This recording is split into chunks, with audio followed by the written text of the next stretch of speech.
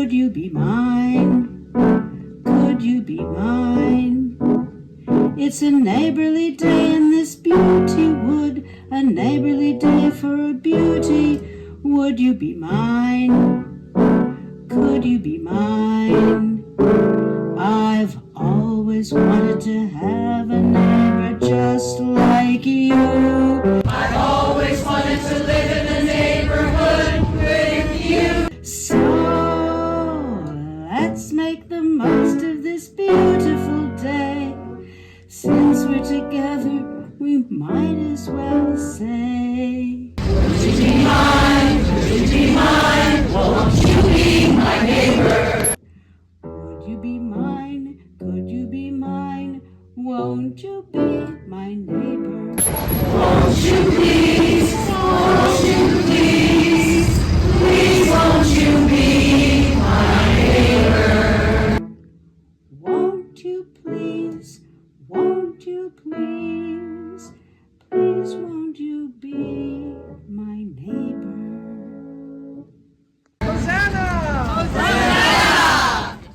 Hello, neighbor.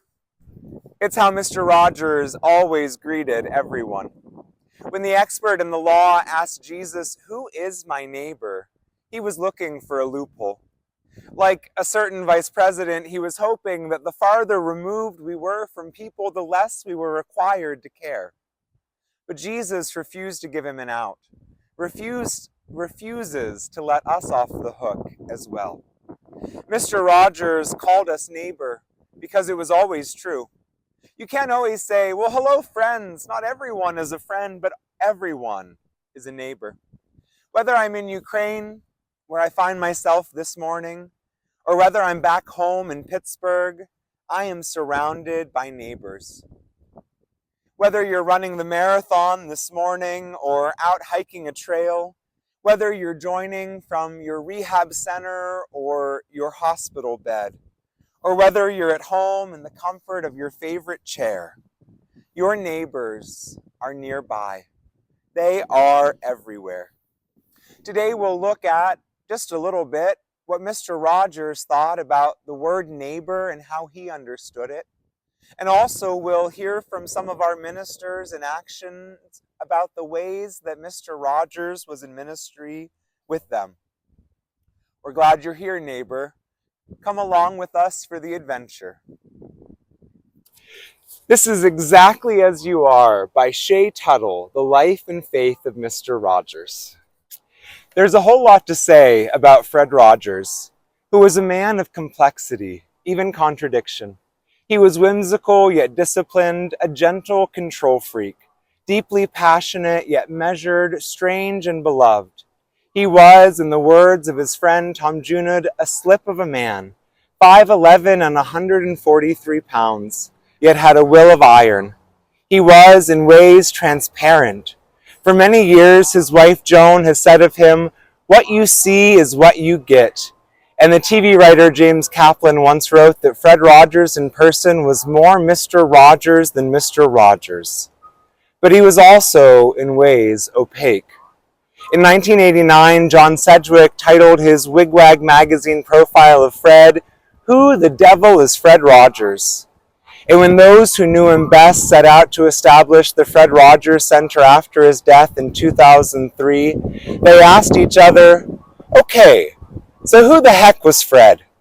In the documentary Won't You Be My Neighbor, Fred's own son says, "I sometimes myself wonder how he ticked." Even Fred's self-definition is complex.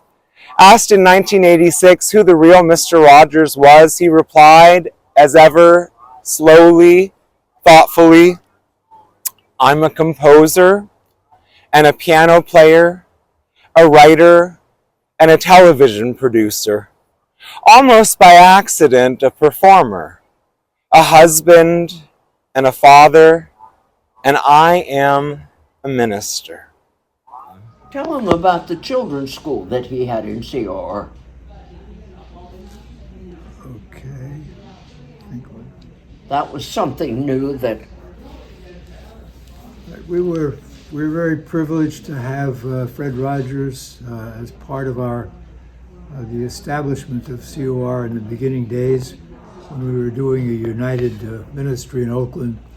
And one of the most exciting parts of the early day ministry was the Children's Center that Fred started, and started a preschool class in our basement where there were professional teachers who worked individually with children each day, and their experience of him was I'm sure a great blessing for them.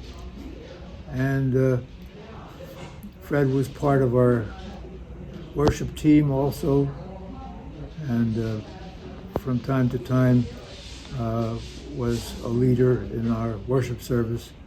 So it was just a complete blessing to have someone like Fred Rogers as part of the whole effort to bring the church's resources together to make Oakland a better place. Shay Tuttle, in her book Exactly As You Are, writes, "When Fred looked into the lens of the camera and spoke to his television neighbors, he offered his most core beliefs without ever speaking of God directly.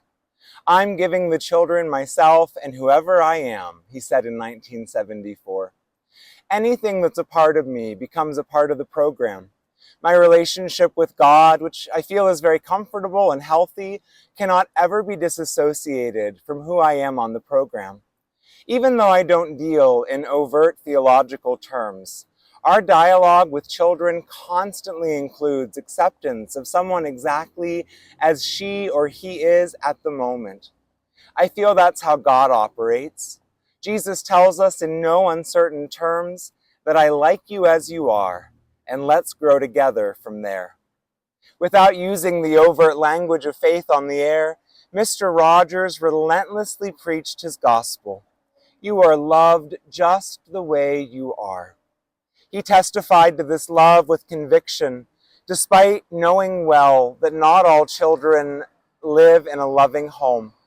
And he heard from many such children over the years who thanked him for representing a reality beyond their nightmarish households.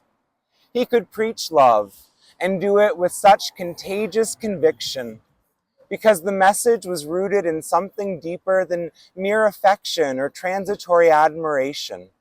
Fred's own belief in a loving mystery at the heart of the universe that yearns to be expressed. Fred worked hard every day to help express that loving mystery, to offer God's abundant love without condition to children, parents, neighborhood staff, strangers on the street, people who wrote him letters, anyone and everyone who encountered him, whether on television or in person. He did not do it perfectly. He was as human as you or me, but he did it extraordinarily." One of the things that Shay Tuttle writes about is this idea that Mr. Rogers wasn't doing what Walt Disney was, building a fantasy land, creating something that was unreal, that hid the staff, that pretended to be something it wasn't. But rather, Fred Rogers was creating a neighborhood. He was showing that if we pay attention, if we get to know our neighbors and what they care about, that we are greater together than we are on our own. That if we can build our neighborhoods, we can have a real strength together, that we can face whatever comes our way, that we can know that we are loved and valued and cared for, and we can let others know that as well. This is the simple faith of Mr. Rogers, spiritual insights from the world's most beloved neighbor. The foundation for Fred's understanding of neighbor as an adult came from his beloved professor, Dr. William Orr. Dr. Orr taught at the seminary Fred attended during his early years in television. "I signed up for every course he ever gave," Fred told me. "I didn't care what it was. It could have been canoeing and I would have signed up for it." It was of Dr. Orr that he had said, "You know how when you find somebody you know is in touch with the truth, how you want to be in the presence of that person." Amy Hollingsworth writes, Fred said to frequent guests as he looked into the camera at his audience that his definition of neighbor was simple. Your neighbor is the person you happen to be with at this moment. At the center of Fred's theology of loving your neighbor was this: every person is made in the image of God, and for that reason alone, he or she is to be valued, appreciated, he liked to say. He believed there is a sacredness in all creation, including fallen humanity, because of one human, the true light which enlightens everyone. John 1:9. It is God who inspires and informs all that is nourishing and good, Fred once said. He was less of a proponent of the hymn writer Isaac Watts, who sang of such a worm as I, and more a proponent of the hymns that declared that God's goodness shines in all that is fair. First thing that I thought about Mr. Rogers was that this is a perfect source of teaching my children about knowing how to get along together. I'm Don, and I was given one wonderful gift. My child, my baby boy, my very first child, was on the Mr. Rogers Neighborhood Show and was invited to come and join other children. I had seen Mr. Rogers Neighborhood on my own before, so there was some interest in it. And this was really special for me because this was the first time that I had become a father. And it was such an amazing kind of thing for me because I was the first openly gay male, particularly of color, to have adoption. And Brent was really sometimes a handful. And he admits it now because he was very, very active. And, to get him to sit down and actually watch a program was just, it was a try. You really had to work with him. But once he saw it, I'm going to read to him, I'm going to do all of these other things, but I also want him to get used to the idea of there is a world outside of daddy. There are some things that you need to understand about people. And I thought, what better thing could I get, than Mr. Rogers' Neighborhood? I got a phone call one day from a family friend. She was a member of a group that I and she and other LGBTQIA parents decided that we were going to put together because we wanted to have all of our children in all of the varieties that they had to have this opportunity to understand this wonderful man who is showing all of us everything, including diversity. And so she said, Don, I think you might want to really have Brent come to this. What do you think?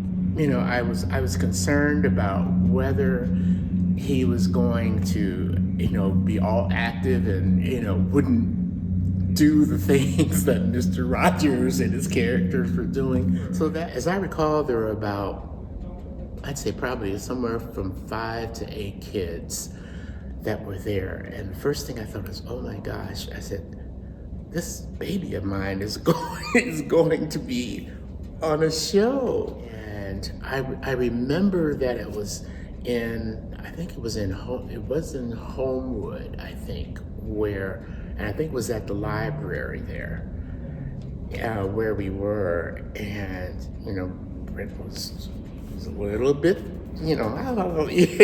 trying to get them to do what they need to do, when they're watching, and listening and understanding. And And I thought, oh, well, maybe it'll work. It worked.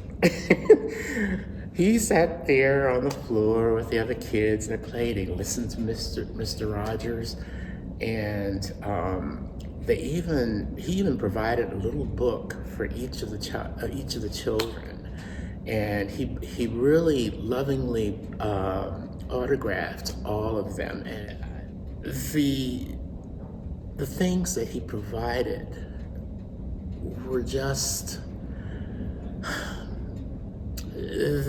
priceless.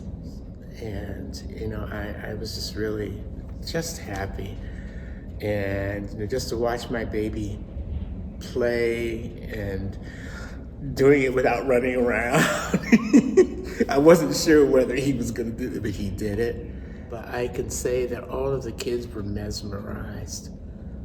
They were just mesmerized. And I don't know of any other program that, was so concerned about diversity. I was just flabbergasted. That was wonderful. We're going to learn over the next few weeks a bit about who Mr. Rogers was and about his faith and what that meant to him. So I hope you'll join us for this journey as we explore together the life and faith of a man who meant so much to this city, and whose gentle and patient call to love of neighbor still echoes throughout our society. So come along with us, put your cardigan on, and join the adventure as we hear the stories of Reverend Fred Mr. Rogers.